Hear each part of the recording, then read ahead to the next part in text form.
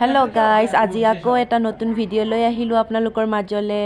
আজি মই দুপৰীয়াৰ সাজ পনীৰ বনাবলৈ ওলাইছোঁ। আকৌ ইফালে পটলৰ গ্ৰেভি বনাম। চাই যাওক ভিডিঅ'টো শেষলৈকে।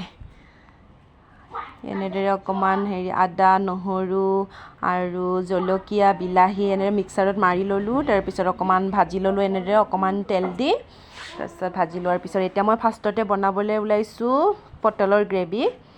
আগতে অলপমান আলুখিনিও সিজাই ল'লোঁ।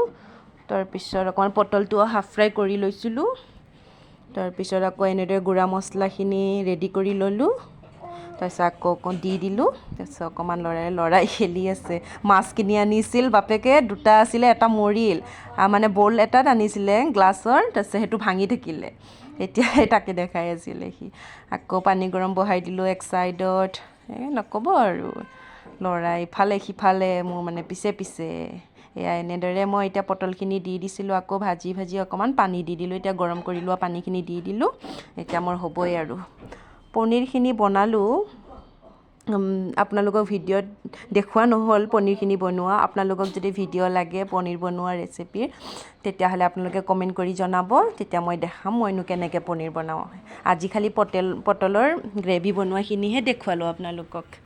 এনেদৰে হৈ গ'ল। এতিয়া বনাই মোৰ ৰেডি হৈ গ'ল। সেয়া চাওক, পনীৰৰ গ্ৰেভি আৰু পটলৰ গ্ৰেভি।